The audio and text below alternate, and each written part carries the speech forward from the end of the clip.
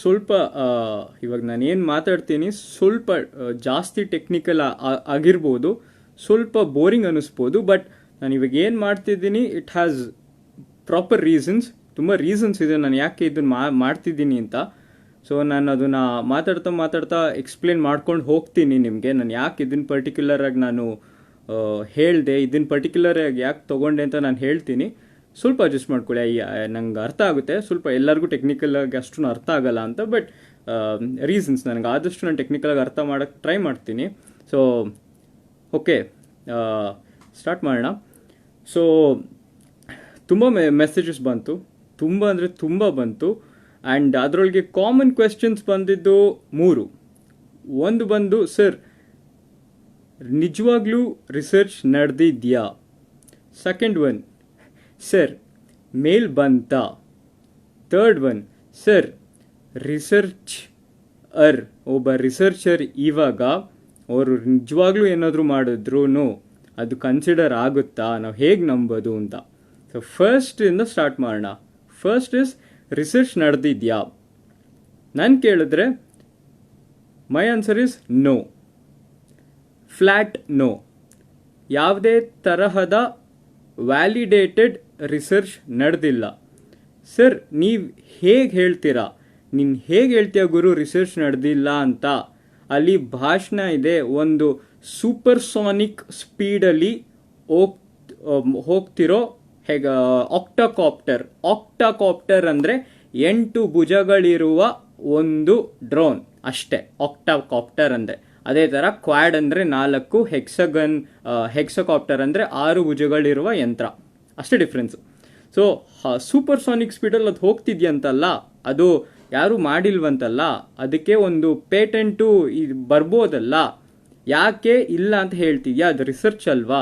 ಯಾಕದು research ಅಲ್ಲ ಅಂತ ಹೇಳ್ತಿದ್ಯಾ ಅಂದರೆ, ನಂದು ಸ್ಪೆಷಲೈಸೇಷನ್ ಬಂದ್ಬಿಟ್ಟು ಹೈ ಸ್ಪೀಡ್ ಫೆನೋಮಿನಾ. ಹಂಗಂದ್ರೆ ಇವಾಗ ನಾವು ಸ್ಪೀಡ್ ಬಗ್ಗೆ ಮಾತಾಡಿದ್ರೆ 4 ರೆಜಿಮ್ಸ್ ಬರುತ್ತೆ, 4 ಲೆವೆಲ್ಗಳು. ಒಂದು ಸಬ್ಸಾನಿಕ್ ಅಂತ ಬರುತ್ತೆ, ಒಂದು ಟ್ರಾನ್ಸಾನಿಕ್ ಅಂತ ಬರುತ್ತೆ, ಒಂದು ಸೂಪರ್ಸಾನಿಕ್ ಅಂತ ಬರುತ್ತೆ, ಒಂದು ಹೈಪರ್ಸಾನಿಕ್ ಅಂತ ಬರುತ್ತೆ. ಸೊ ಇವಾಗ ನಾವು ಸೂಪರ್ಸಾನಿಕ್ ಅಂತ ಕನ್ಸಿಡರ್ ಮಾಡಿದ್ರೆ ಅದೇ ಆದ ಒಂದು ಡಿಸೈನ್ ಮಾಡುವ ಪದ್ಧತಿಗಳಿರುತ್ತೆ. ಇವಾಗ ನಾನು ಒಂದು ಸೂಪರ್ಸಾನಿಕ್ ಸ್ಪೀಡಲ್ಲಿ ಹಾರುವ ಯಂತ್ರವನ್ನು ನಾನು ಡಿಸೈನ್ ಮಾಡಬೇಕು ಅಂದರೆ ನಾನು ಫಸ್ಟು ಡಿಸೈನ್ ಮಾರ್ಕ್ ನಂಬರ್ ಅಂತ ಕನ್ಸಿಡರ್ ಮಾಡ್ತೀನಿ. ಮಾರ್ಕ್ 2 ಇಂದ ಮೇಲ್ ಹೋಗುವ ಎಲ್ಲ ಯಂತ್ರಗಳಿಗೆ ನಾವು ಸೂಪರ್ಸಾನಿಕ್ ವೆಹಿಕಲ್ಸ್ ಅಂತ ಕರಿತೀವಿ. So design mark number 1 consider ಮಾಡ್ತೀನಿ. ಸೆಕೆಂಡ್ ಬರೋದು ನಂದು ವಿಸ್ಕಾಸಿಟಿ ಕನ್ಸಿಡರ್ ಮಾಡ್ತೀನಿ, ಟೆಂಪರೇಚರ್ ಕನ್ಸಿಡರ್ ಮಾಡ್ತೀನಿ, ಪ್ರೆಷರ್ ಕನ್ಸಿಡರ್ ಮಾಡ್ತೀನಿ. ಸೊ ಈ ವೇರಿಯಬಲ್ಸ್ನ ನಾನು ಏನು ಮಾಡ್ತೀನಿ ಅಂದರೆ ಈಕ್ವೇಷನ್ಸ್ ಬರುತ್ತೆ, ಗವರ್ನಿಂಗ್ ಈಕ್ವೇಷನ್ಸ್ ಅಂತ ನಾವು ಕರಿತೀವಿ. ಈ ಈಕ್ವೇಷನ್ಸಲ್ಲಿ ನಾವು ಅದನ್ನು ಇನ್ಕಾರ್ಪೊರೇಟ್ ಮಾಡ್ತೀವಿ. ಹಂಗಾದರೆ ಈ ನಮಗೆ ಸಿಕ್ಕಿರೋ ವ್ಯಾಲ್ಯೂಸ್ನ ಅದಕ್ಕೆ ರೀಪ್ಲೇಸ್ ಮಾಡ್ತೀವಿ ಅಷ್ಟೇ. ಸೊ ಅದರಿಂದ ನಮಗೆ ಒಂದು ಶೇಪ್ ಬರುತ್ತೆ, ಸೂಪರ್ಸಾನಿಕ್ ಬಾಡಿ ಬರುತ್ತೆ. ಓಕೆ, ಅದನ್ನು ನಾವು ಸೂಪರ್ಸಾನಿಕ್ ಬಾಡಿ ಅಥವಾ ಅದನ್ನು ನಾವು ಕ್ಯಾಡ್ ಮಾಡೆಲ್ ಮಾಡಿಬಿಟ್ಟು ನಾವು ಅನಾಲಿಸಿಸ್ ಮಾಡ್ತೀವಿ.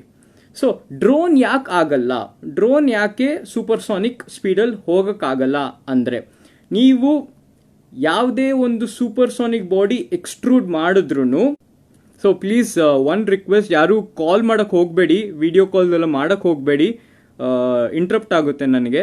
ಸೊ ನಾನು ಆಗಲೇ ಹೇಳ್ದಂಗೆ ಒಂದು ಸೂಪರ್ಸಾನಿಕ್ ಬಾಡಿ ಅಂತ ನಾವು ಇದು ಮಾಡಬೇಕು ಅಂತ ಹೇಳಿ, ಈ ಡ್ರೋನ್ ಯಾಕೆ ಒಂದು ಸೂಪರ್ಸಾನಿಕ್ ಬಾಡಿ ಆಗಲ್ಲ ಅಂತ ಹೇಳಿದ್ರೆ, ನಾವು ಒಂದು ಸೂಪರ್ಸಾನಿಕ್ ಸ್ಪೀಡಲ್ಲಿ ಹೋದರೆ ಆ ಸೂಪರ್ಸಾನಿಕ್ ಬಾಡಿ ಮೇಲೆ ಶಾಕ್ ವೇವ್ಸ್ ಅಂತ ಬೀಳುತ್ತೆ. ಆ ಶಾಕ್ ವೇವ್ಸ್ ಅಂತ ಬಿದ್ದಾಗ ಸೂಪರ್ಸಾನಿಕ್ ಸ್ಪೀಡಲ್ಲಿ ಬೌಂಡ್ರಿ ಲೇಯರ್ ಅಂತ ಒಂದಿರುತ್ತೆ. ಬೌಂಡ್ರಿ ಲೇಯರ್ ಅಂದರೆ ಏನಪ್ಪ ಅಂತ ಹೇಳಿದ್ರೆ, ನೀವು ಒಂದು ಗ್ಲಾಸ್ ತಗೊಂಡು ಒಂದು ನಲ್ಲಿ ಕೆಳಗೆ ಇಟ್ಟರೆ ಆ ಗ್ಲಾಸ್ ಮೇಲೆ ಒಂದು ಥಿನ್ ಲೇಯರ್ ನೀರು ಓಡುತ್ತೆ, ಅದಕ್ಕೆ ನಾವು ಬೌಂಡ್ರಿ ಲೇಯರ್ ಅಂತ ಹೇಳ್ತೀವಿ. ಆ ಬೌಂಡ್ರಿ ಲೇಯರು ಸೂಪರ್ಸಾನಿಕ್ ಸ್ಪೀಡ್ಸಲ್ಲಿ ತುಂಬ ಚಿಕ್ಕದಿರುತ್ತೆ. ಅದ್ರ ಮೇಲೆ ಶಾಕ್ಸ್ ಬಿದ್ದಾಗ ಅಲ್ಲಿ ಗ್ಯಾಪ್ ಬರುತ್ತೆ. ಆ ಗ್ಯಾಪಿಂದ ನಾವು ಸ್ಟ್ಯಾಗ್ನೇಷನ್ ಪ್ರೆಷರ್ ಎಲ್ಲ ಫಾರ್ಮ್ ಆಗುತ್ತೆ. ಸೊ ಈ ಥರದ್ದು ತುಂಬ ಸಿವಿಯರ್ ಫೆನಾಮಿನನ್ಸ್ ಇವೆಲ್ಲ. ಇದರಿಂದ ಏರೋಡೈನಮಿಕಲ್ ಹೀಟಿಂಗ್ ಆಗುತ್ತೆ. ಸೊ ಈ ಥರದನ್ನ ಒಂದು body which is not streamlined in shape ಅಂತ ಹೇಳಿದ್ರೆ, ಇವಾಗ ನಾವು ಒಂದು ಹದ್ದು ನೋಡ್ಬೋದು. ಒಂದು ಹದ್ದು ನೋಡಿದ್ರೆ ಅದ್ರ ಶೇಪು ಸ್ಟ್ರೀಮ್ಲೈನ್ಡ್ ಆಗಿರುತ್ತೆ. ಹಂಗಾದ್ರೆ ಅದು ಮುಂದೆ ಹೋಗೋದಕ್ಕೆ ಹೆಲ್ಪ್ ಮಾಡಂಗೆ ಇರುತ್ತೆ ಅದ್ರ ಬಾಡಿ ಸ್ಟ್ರಕ್ಚರು. ಸಿಮಿಲರ್ಲಿ ಒಂದು ಸೂಪರ್ಸಾನಿಕ್ ಬಾಡಿ ಎಲ್ಲ ಅದರಿಂದ ಆ ಈಕ್ವೇಷನ್ ಇಂದ ಬರುವಂಥ ಎಲ್ಲ ಬಾಡೀಸನ್ನು ಅದೇ ಥರ ಸ್ಟ್ರೀಮ್ಲೈನ್ಡ್ ಆಗೇ ಇರಬೇಕು. ನಾವು ಇನ್ನು ಸಿಂಪಲ್ ಆಗಿ ಹೇಳಬೇಕಂದ್ರೆ, ನಾವು ಇಡ್ಲಿ ಹಿಟ್ಟನ್ನ ಯೂಸ್ ಮಾಡಿಬಿಟ್ಟು ಪುಳಿಯೋಗರೆ ಮಾಡೋದಕ್ಕೆ ಆಗಲ್ಲ. ಇಡ್ಲಿ ಹಿಟ್ಟು ಇರೋದು ಇಡ್ಲಿ ಮಾಡೋದಕ್ಕೆ. ಸೊ ಅದು ಇದಕ್ಕೆ ಮ್ಯಾಚ್ ಇಲ್ಲ. ಸೊ ಸೂಪರ್ಸಾನಿಕ್ ಸ್ಪೀಡಲ್ಲಿ ಡ್ರೋನ್ ಹೋಗುತ್ತಾ? ಇದು ಚಾನ್ಸೇ ಇಲ್ಲ. ಸೂಪರ್ಸಾನಿಕಲ್ಲಿ ಈ ಥರ ಡ್ರೋನ್ ಹೋಗೋದಕ್ಕೆ ಚಾನ್ಸೇ ಇಲ್ಲ. ನಾವು ಈ ಡ್ರೋನ್ಸ್ ಎಲ್ಲ ಸಬ್ಸಾನಿಕ್ ಸ್ಪೀಡ್ಸಲ್ಲಿ ಬರುತ್ತೆ. ಸಬ್ಸಾನಿಕ್ ಸ್ಪೀಡ್ಸಲ್ಲಿ ನಾವು ಕನ್ಸಿಡರ್ ಮಾಡೋದು ಲ್ಯಾಮಿನಾರ್ ಫ್ಲೋ ಮತ್ತು ಟರ್ಬ್ಯುಲೆಂಟ್ ಫ್ಲೋ ಅಂತ ಇರುತ್ತೆ. ಆ್ಯಂಡ್ ಟ್ರಾನ್ಸಿಷನ್ ಅಂತ ಇದು ಮಾಡ್ತೀವಿ ನಾವು. Transition from laminar to turbulent flow ಅನ್ನೋದನ್ನ ನಾವು ಸ್ಟಡಿ ಮಾಡ್ತೀವಿ. That is a predominant fluid dynamic parameter. ನಾವು ಅದ್ರ ಬಗ್ಗೆ ಓದೋದು ಸೂಪರ್ಸಾನಿಕ್ ಸ್ಪೀಡ್ಸಲ್ಲಿ. So next question. So first ಕ್ವೆಶನ್ಗೆ ಆನ್ಸರ್ ಬಂತು, ಸೂಪರ್ಸಾನಿಕ್ ಸ್ಪೀಡ್ಸಲ್ಲಿ ಆ ಡ್ರೋನು ಹೋಗೋ ಚಾನ್ಸೇ ಇಲ್ಲ. ನೆಕ್ಸ್ಟ್ ಕ್ವೆಶನ್ ಇಸ್, ಸರ್ ಹಾಗಾದರೆ ಇದ್ರ ಬಗ್ಗೆ ರಿಸರ್ಚೇ ನಡೆದಿಲ್ವಾ? ಏನೂ ಮಾಡಿಲ್ವಾ ಇದ್ರ ಬಗ್ಗೆ? ನನ್ನ ಆನ್ಸರ್ ತಿರ್ಗಾ ನೋ, ಝೀರೋ ರಿಸರ್ಚ್. ಅದಕ್ಕೂ ಎಕ್ಸ್ಪ್ಲೇನ್ ಮಾಡ್ತೀನಿ. ಯಾಕೆ ಅಂತ ಹೇಳಿದ್ರೆ, ಒಂದು ರಿಸರ್ಚ್ ಮಾಡಕ್ಕೆ ನಾನು ಸ್ಟಾರ್ಟ್ ಮಾಡೋಕ್ಕಿಂತ ಮುಂಚೆ ನಾನು ಏನು ಮಾಡ್ತೀನಿ ಅಂತ ಹೇಳಿದ್ರೆ ಲಿಟ್ರೇಚರ್ ರಿವ್ಯೂ ಅಂತ ಹೇಳ್ತೀವಿ. ಲಿಟ್ರೇಚರ್ ರಿವ್ಯೂ ಅಂದರೆ, ನಾನು ಇವಾಗ ಒಂದು ರಿಸರ್ಚ್ ಬಗ್ಗೆ ಮಾಡಬೇಕು ಅಂತ ಹೇಳಿದ್ರೆ ನಾನು ಸುಮ್ಮನೆ ಗೂಗಲಲ್ಲಿ ಹೋಗ್ಬಿಟ್ಟು ಇವಾಗ ನಂದು ರಿಸರ್ಚ್ ಟಾಪಿಕ್ ಬಂದುಬಿಟ್ಟು ಸ್ಪೇಸ್ ರೈಡರ್ ಅಥವಾ ವೇವ್ ರೈಡರ್ ಅಂತ ಹೇಳ್ತೀನಿ. ನಾನು ಅದನ್ನು ಗೂಗಲಲ್ಲಿ ಹೋಗಿ ವೇವ್ ರೈಡರ್ ಅಂತ ಇದು ಮಾಡಿದ್ರೆ ನನಗೆ ವೇವ್ ರೈಡರ್ ಪೇಪರ್ ಅಂತ ಕೊಟ್ಟರೆ ಲಕ್ಷ ಬರುತ್ತೆ. ನಾನು ಎಲ್ಲ ಓದೋದಕ್ಕಾಗಲ್ಲ, ಅಂದರೆ ಅಷ್ಟೊಂದು ಟೈಮ್ ಇರಲ್ಲ. It is humanly impossible. ಮನುಷ್ಯನಿಗೆ ಆ ಥರ ಮಾಡೋದಕ್ಕಾಗಲ್ಲ. ಸೊ ನಾನೇನು ಮಾಡ್ತೀನಿ, ಫಿಲ್ಟರ್ಸ್ ಕೊಡ್ತೀನಿ. ಯಾವ ಥರ ಅಂತ ಹೇಳಿದ್ರೆ, ಸ್ಪೇಸ್ ರೈಡರ್ ಅಂತ ಗೂಗಲ್ ಮಾಡಲ್ಲ ನಾನು, ಹೈಪರ್ಸಾನಿಕ್ ಸ್ಪೇಸ್ ರೈಡರ್ ಅಂತ ಮಾಡ್ತೀನಿ. ಹೈಪರ್ಸಾನಿಕ್ ಅನ್ನೋ ವರ್ಡ್ ಬರುತ್ತೆ, ಸೊ ಫಿಲ್ಟರ್ ಆಗುತ್ತೆ ಅದು.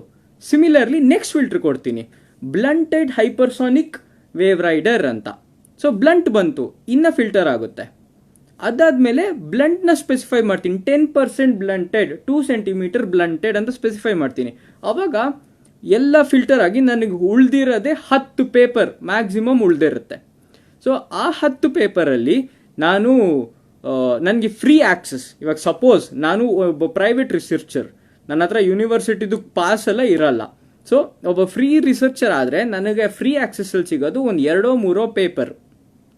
ಅದನ್ನು ನಾನು ಡೌನ್ಲೋಡ್ ಮಾಡ್ಕೋತೀನಿ. ಅದನ್ನು ಡೌನ್ಲೋಡ್ ಮಾಡಿಕೊಂಡು ಆ ಯಾರು ಆಥರ್ ಇರ್ತಾರೆ ಅದ್ರ ಬಗ್ಗೆ ನೋಡ್ತೀನಿ, ನನ್ನ ರಿಸರ್ಚು ಮತ್ತು ಅವರಿಗೆ ಸಂಬಂಧ ಇದೆಯಾ ಅಂತ. ನಾನು ಅದು ನೋಡಾದ್ಮೇಲೆ ನಾನು ಏನು ಮಾಡ್ತೀನಿ, ಅವ್ರದ್ದು ಸೈಟೇಷನ್ಸ್ ಇಟ್ಕೋತೀನಿ. ಸೊ ದಟ್ ನಾನು ಮುಂದಿನ ಅವರು ಏನಾದರೂ ಇದು ಮಾಡಿದ್ರೆ ನನಗೆ ಗೊತ್ತಾಗಲಿ ಅಂತ. This is the way to start a research. ಯಾವ ಒಳ್ಳೆ ಸೈಂಟಿಸ್ಟನೋ ಅಥವಾ ಯಾವುದೇ ಒಳ್ಳೆ ರಿಸರ್ಚರ್ ಕೂಡ 4ಕ್ಕಿಂತ ಜಾಸ್ತಿ ರಿಫರೆನ್ಸ್ ಪೇಪರ್ ಇಟ್ಕೊಳ್ಳಲ್ಲ. ಯಾಕಂತ ಹೇಳಿದ್ರೆ ಎಲ್ಲ ರಿಸರ್ಚ್ ವಿಲ್ ಬಿ ಸ್ಪೆಸಿಫಿಕ್. ಒಂದು ಕಡೆಗೆ ಮಾತ್ರ ನಾವು ಸ್ಪೆಸಿಫಿಕ್ ಆಗಿ ಓದೋದು, ನಾವು ಎಲ್ಲದನ್ನೂ ಮಾಡೋಕ್ಕಾಗಲ್ಲ. ಸೊ ಪರ್ಟಿಕ್ಯುಲರ್ ಆಗಿ ನಾವು ಸೆಲೆಕ್ಟ್ ಮಾಡಿರ್ತೀವಿ, 4 ರೆಫರೆನ್ಸ್ ಪೇಪರ್ ಅಂತ ಇಟ್ಕೊಂಡಿರ್ತೀವಿ. ಆ್ಯಂಡ್ ನೆಕ್ಸ್ಟ್ ಇದಕ್ಕೆ ಹೋಗ್ತೀವಿ. ಸೊ ನೆಕ್ಸ್ಟ್ ಪ್ರೊಸೀಜರ್ ಬಂದುಬಿಟ್ಟು, ಒಂದು ಡ್ರೋನ್, ಮಗ ನೀನು ಹೆಂಗೆ ಒಂದು ಡ್ರೋನ್ ಮಾಡ್ತೀಯಾ ಅಂತ ಕೇಳಿದ್ರೆ, drone is a team effort. ಡ್ರೋನ್ನ ಒಂದು ಕಾಂಪ್ಲೆಕ್ಸ್ ಒಂದು ನಾರ್ಮಲ್ ಡ್ರೋನ್ ಇದು ಮಾಡಬೇಕಂದ್ರೆ it is a team effort. ಒಂದು ಡಿಪಾರ್ಟ್ಮೆಂಟ್ ಮಾಡೋಕ್ಕಾಗಲ್ಲ. ಅದರೊಳಗೆ ಒಂದು ಡಿಸೈನ್ ಟೀಮ್ ಇರುತ್ತೆ, ಇನ್ನೊಂದು ಬಂದುಬಿಟ್ಟು you have control and guidance. ಇದು ಜ್ಞಾಪಕ ಇಟ್ಕೊಳ್ಳಿ, control and guidance. Design team ಬಂದುಬಿಟ್ಟು ಯೂಶಲಿ ಮೆಕ್ಯಾನಿಕಲ್ ಇಂಜಿನಿಯರ್ಸ್ ಅವ್ರೇನು ಮಾಡ್ತಾರೆ ಅಂತ ಹೇಳಿದ್ರೆ, ಅದು ಕ್ಯಾಡ್ ಮಾಡೆಲ್ ಇರುತ್ತಲ್ಲ, ನಾನು ಹೇಳಿದ್ನಲ್ಲ ಮುಂಚೆ, ಒಂದು ಈಕ್ವೇಷನ್ಗೆ ಹಾಕ್ಬಿಟ್ಟು ಅದರಿಂದ ಒಂದು ಶೇಪ್ ತೆಗಿತಾರೆ ಅಂತ. ಆ ಮಾಡೆಲ್ನ ಅವರು ಕ್ಯಾಡಲ್ಲಿ ಮಾಡಿಬಿಟ್ಟು next is a very important face. ಅದಕ್ಕೆ ನಾವು ಗ್ರಿಡ್ ಜನರೇಷನ್ ಅಂತ ಹೇಳ್ತೀವಿ. ಗ್ರಿಡ್ ಜನರೇಷನ್ ಏನು ಅಂತ ಹೇಳಿದ್ರೆ, ಆ ಇಡೀ ಬಾಡಿನ ಚಿಕ್ಕ ಪಾರ್ಟ್ ಮಾಡಿಬಿಟ್ಟು ಅದಕ್ಕೆ ಕ್ಯಾಲ್ಕುಲೇಷನ್ ಈಸಿ ಆಗಿ. ಗ್ರಿಡ್ ಜನರೇಷನ್ ತುಂಬ ಕಷ್ಟ. ಇವಾಗ ನಾನು ಮಾಡೋದು ಅದೇ ಗ್ರಿಡ್ ಜನರೇಷನ್. ಇದು CFDಲಿ ಬರುತ್ತೆ. ಗ್ರಿಡ್ ಜನರೇಷನ್ ಯಾಕೆ ಕಷ್ಟ ಅಂತ ಹೇಳಿದ್ರೆ ಅದು ಗವರ್ನಿಂಗ್ ಈಕ್ವೇಷನ್ಸ್ ಅಂತೆಲ್ಲ ಇರುತ್ತೆ. ಅದರ ಅನುಸಾರವಾಗಿ ನಾನು ಅದನ್ನ ಮಾಡಬೇಕು. ಕೆಲವು ಕಡೆ ನಾನು ಚಿಕ್ಕದಾಗಿ ಸೇಲ್ಸ್ ಮಾಡಬೇಕು ಅಂತ ಇರುತ್ತೆ, ಕೆಲವು ಕಡೆ ದೊಡ್ಡದಾಗಿ ಮಾಡಬೇಕು ಅಂತ ಇರುತ್ತೆ, ಕೆಲವು ಕಡೆ ಟಾಪಾಲಜಿ ಚೇಂಜ್ ಆಗುತ್ತೆ, ಸ್ಟ್ರಕ್ಚರಲ್ ಗ್ರಿಡ್ ಇರುತ್ತೆ, ಅನ್ಸ್ಟ್ರಕ್ಚರಲ್ ಗ್ರಿಡ್ ಇರುತ್ತೆ, ಈ ಥರ ತುಂಬ ಬರುತ್ತೆ. ಸೊ ನಾನೇನು ಮಾಡ್ತೀನಿ, ಅದನ್ನೆಲ್ಲ ಮಾಡಿ ನೆಕ್ಸ್ಟ್ ಬರೋದು ಬೌಂಡ್ರಿ ಕಂಡೀಷನ್ಸ್. ಬೌಂಡ್ರಿ ಕಂಡೀಷನ್ಸ್ ನಾನು ಕೊಡ್ತೀನಿ. ಫಾರ್ ಎಕ್ಸಾಂಪಲ್, ವಾಲ್ ಹತ್ರ ಸ್ಲಿಪ್ ಇರಲ್ಲ ಅಂತ ನಾನು ಒಂದು ಬೌಂಡ್ರಿ ಕಂಡೀಷನ್ ಕೊಡ್ತೀನಿ. ವಾಲ್ ಅವೇ ಕೋರ್ಸ್ ಆಗಿರುತ್ತೆ ಅಂತ ಇನ್ನೊಂದು ಬೌಂಡ್ರಿ ಕಂಡೀಷನ್ ಕೊಡ್ತೀನಿ. ಆ ಥರ ಎಲ್ಲ ಮಾಡಿ ನಾನು ಅನಾಲಿಸಿಸ್ ಮಾಡ್ತೀನಿ. ಒಂದು ಪಾರ್ಟನ್ನ ಅನಾಲಿಸಿಸ್ ಮಾಡ್ತೀನಿ, ಅನಾಲಿಸಿಸ್ಗೆ ಸಬ್ಜೆಕ್ಟ್ ಮಾಡ್ತೀನಿ. ಇದು ಒಬ್ಬ ಮೆಕ್ಯಾನಿಕಲ್ ಇಂಜಿನಿಯರ್ ಮಾಡೋದು. ಅದು ಏನು ಮೆಟೀರಿಯಲ್ ಇಂಟಿಗ್ರಿಟಿ, ಒಂದು ಡ್ರೋನ್ ಇಂಟಿಗ್ರಿಟಿ, ಇದನ್ನ ಮಾಡೋದು ಮೆಕ್ಯಾನಿಕಲ್ ಇಂಜಿನಿಯರ್.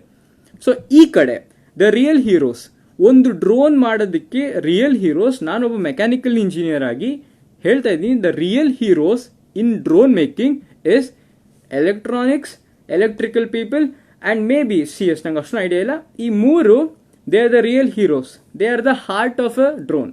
ಯಾಕೆ ಹೇಳ್ತಾ ಇದ್ದೀನಿ ಅಂತ ಹೇಳಿದ್ರೆ, electronics and electricals is the most difficult field. ಅದನ್ನ ಯಾಕೆ ಹೇಳ್ತೀನಿ ಅಂದರೆ, ಇವಾಗ ನಾನು ಒಬ್ಬ ಮೆಕ್ಯಾನಿಕಲ್ ಇಂಜಿನಿಯರ್ ಆಗಿ ನಾನೊಂದು ಕೋಡ್ ಓದಬೇಕು ಅಂತ ಹೇಳಿದ್ರೆ ನನಗೆ ಈಕ್ವೇಷನ್ಸ್ ನೋಡಿದ್ರೆ ನನಗೆ ಗೊತ್ತಾಗ್ಬಿಡುತ್ತೆ. ನಾನು ಯಾವ ವೇರಿಯೇಬಲ್ಸ್ನ ನಾನು ಡಿಕ್ಲೇರ್ ಮಾಡಬೇಕು ಅಂತ ನನಗೆ ಗೊತ್ತಾಗುತ್ತೆ. ಈಕ್ವೇಷನ್ಸ್ ನೋಡಿದ್ರೆ ಸಾಕು ನನಗೆ. ಬಟ್ ನಂದು ಲಾಜಿಕ್ ಓರಿಯೆಂಟೆಡ್ ಅಲ್ಲ.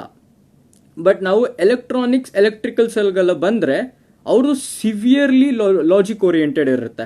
ನನಗೆ ಅಷ್ಟೊಂದು ಟರ್ಮಿನಾಲಜೀಸ್ ಗೊತ್ತಿಲ್ಲ ಬಿಕಾಸ್ ನನ್ನ ಬ್ಯಾಕ್ಗ್ರೌಂಡ್ ಅದಲ್ಲ. But they have all this latches ಇರುತ್ತೆ, ವೆರಿಲಾಗ್ ಆಪ್ರೇಟರ್ಸ್ ಅಂತ ಇರುತ್ತೆ. ಅದಾದಮೇಲೆ ದೇ ಹ್ಯಾವ್ ದಿಸ್ ಲೂಪ್ಸ್ ಇರುತ್ತೆ. ಆಮೇಲೆ ಅದು ಕ್ಲಾಕ್ ಎಜ್ಜು ಸಿಗ್ನಲ್ ಇಲ್ಲಿ ಪಾಸ್ ಆದರೆ 0 to 1 ಆ ಥರ ಎಲ್ಲ ಇರುತ್ತೆ. It is completely logic oriented. Logic ಎಷ್ಟು ಇರುತ್ತೆ ಅಂತ ಹೇಳಿದ್ರೆ ಅದು ನಾವು ಅರ್ಥ ಮಾಡಿಕೊಂಡು ಮಿಸ್ಟೇಕ್ ಇಲ್ಲದೆ ಮಾಡೋದಕ್ಕೆ ತುಂಬ ಟೈಮ್ ಬೇಕು. ಇವಾಗಲೂ ಎಷ್ಟೊಂದು ಜನ ತುಂಬ ಹೈ ಪೋಸ್ಟಲ್ಲಿರೋರು ಇವಾಗಲೂ ಮಿಸ್ಟೇಕ್ ಮಾಡ್ತಾರೆ. ಈ ಥರ ಲಾಜಿಕ್ನ ತಿಳ್ಕೊಂಡು ನಾವು ಪ್ರೋಗ್ರಾಮಿಂಗ್ ಸ್ಟಾರ್ಟ್ ಮಾಡ್ತೀವಿ. ಈ ಎಲ್ಲ ಲಾಜಿಕ್ನ ತಿಳ್ಕೊಂಡು ನಾವು ಒಂದು ಡ್ರೋನ್ ಪ್ರೋಗ್ರಾಮಿಂಗ್ನ ಸ್ಟಾರ್ಟ್ ಮಾಡ್ತೀವಿ. ಸೊ ನಾವು ಓಕೆ, ಫಾರ್ ಎಕ್ಸಾಂಪಲ್ ನಾವು ಪ್ರೋಗ್ರಾಮಿಂಗ್ ಚೆನ್ನಾಗಿ ಮಾಡಿದೆ, ಸಕ್ಸಸ್ಫುಲ್ ಆಯಿತು. ಈ ಎಲ್ಲ ಪಾರ್ಟ್ಸ್ನ ಇಂಟಿಗ್ರೇಟ್ ಮಾಡಿ ನಾವು ಡೈರೆಕ್ಟಾಗಿ ಹೋಗ್ಬಿಟ್ಟು ಟೆಸ್ಟ್ ಮಾಡಲ್ಲ. ಏನು ಮಾಡ್ತೀವಿ, computational space or virtual space ಅಂತ ಕರಿತೀವಿ. ನಮ್ಮ ಸಿಸ್ಟಮಲ್ಲಿ ಒಂದು ನಾರ್ಮಲ್ ಎನ್ವೈರ್ನಮೆಂಟಲ್ಲಿ ಹೇಗೆ ಓಡುತ್ತೆ, ಒಂದು ಡ್ರೋನ್ ಹೇಗೆ ಮೂವ್ ಆಗುತ್ತೆ ಅದನ್ನು ನಾವು ಸಿಮ್ಯುಲೇಟ್ ಮಾಡ್ತೀವಿ. ಅದೇ ಕಂಡೀಷನ್ಸಲ್ಲಿ ನಾವು ಸಿಮ್ಯುಲೇಟ್ ಮಾಡ್ತೀವಿ. ಸಿಮ್ಯುಲೇಟ್ ಮಾಡಿದ ತಕ್ಷಣ ನಮಗೆ ವ್ಯಾಲ್ಯೂಸ್ ಬರುತ್ತೆ. ನಾನು ಅವತ್ತು ಏನು ಕೇಳಿದೆ ಕ್ವೆಶನ್, ಲಿಫ್ಟ್ ಆ್ಯಂಡ್ ಡ್ರ್ಯಾಗ್, ಅದು ಇಲ್ಲೇ ಬರೋದು. ಸಿಮ್ಯುಲೇಷನ್ಸಲ್ಲಿ ನಮಗೆ ರಿಸಲ್ಟ್ ಬರುತ್ತೆ. ಇಷ್ಟು ಲಿಫ್ಟ್ ಇದೆ, ಇಷ್ಟು ಡ್ರ್ಯಾಗ್ ಇದೆ ಅಂತ ನಮಗೆ ಗೊತ್ತಾಗುತ್ತೆ. ನೆಕ್ಸ್ಟ್ ಏನಾಗುತ್ತೆ ಅಂತ ಹೇಳಿದ್ರೆ, ನೆಕ್ಸ್ಟ್ ನಾವು ಆನ್ ಫೀಲ್ಡ್ ಟೆಸ್ಟಿಂಗ್ ಮಾಡ್ತೀವಿ. ಆನ್ ಫೀಲ್ಡ್ ಟೆಸ್ಟಿಂಗ್ ಅಂತ ಹೇಳಿದ್ರೆ 2 ಥರ ಬರುತ್ತೆ. ಇವಾಗ ನಾನು ಒಂದು ಏರ್ಕ್ರಾಫ್ಟ್ ಡಿಸೈನ್ ಮಾಡಬೇಕಂದ್ರೆ ವಿಂಡ್ ಟನಲ್ ಟೆಸ್ಟ್ಸ್ ಮಾಡ್ತೀನಿ ನಾನು. ಅದೇ ಥರ ಡ್ರೋನಿಗೆ ಯಾವುದೋ ಇರ್ಬೋದೇನೋ, ಅದು ನನಗೆ ಸರಿಗೆ ಇನ್ಫಾರ್ಮೇಷನ್ ಇಲ್ಲ. ಸೊ ಡ್ರೋನ್ಗೆ ಅದೇ ಥರ ಪರ್ಟಿಕ್ಯುಲರ್ ಒಂದು ಟೆಸ್ಟ್ ಮಾಡ್ತೀವಿ. ಸೊ ಎಕ್ಸ್ಪೆರಿಮೆಂಟಲ್ ವ್ಯಾಲ್ಯೂ ನಮ್ಮ ಹತ್ರ ಇರುತ್ತೆ, CFD ವ್ಯಾಲ್ಯೂಸ್ ಇರುತ್ತೆ ನಮ್ಮ ಹತ್ರ. ಸೊ 2 ಕಂಪೇರ್ ಮಾಡ್ತೀವಿ, ನೋಡ್ತೀವಿ. ಒಂದು 2 ಬಂದಿರುತ್ತೆ, ಇನ್ನೊಂದು 5 ಬಂದಿದ್ರೆ ಎರರ್ 3 ಅಂತ ಅರ್ಥ. ಆ 3ನ ಅದು ಫೀಡ್ಬ್ಯಾಕ್ ಆಗುತ್ತೆ. ದಟ್ ಮೀನ್ಸ್ ನೆಕ್ಸ್ಟ್ ಟೈಮ್ ಇಟ್ರೇಷನ್ಗೆ ಅದು ಕಡಿಮೆ ಆಗ್ತಾ ಬರುತ್ತೆ. ಇದು loop. This is the like ಒಂದು ನಾರ್ಮಲ್ ಡ್ರೋನ್ ಮಾಡಬೇಕಂದ್ರೆ ಇಷ್ಟೆಲ್ಲ ಪ್ರೊಸೆಸ್ ಇರುತ್ತೆ. ನಾನು ಸಿಂಪಲ್ ಆಗಿ ಹೇಳಿದ್ದೀನಿ, ಬಟ್ ಒಂದೊಂದು ಪ್ರೊಸೆಸ್ಸು ತುಂಬ ಕಷ್ಟ, ತುಂಬ TDS, ತುಂಬ ಟೈಮ್ ತಗೊಳುತ್ತೆ. ಯಾವುದು ಒಂದಿನದಲ್ಲಿ ಆಗೋವಂಥದ್ದಲ್ಲ.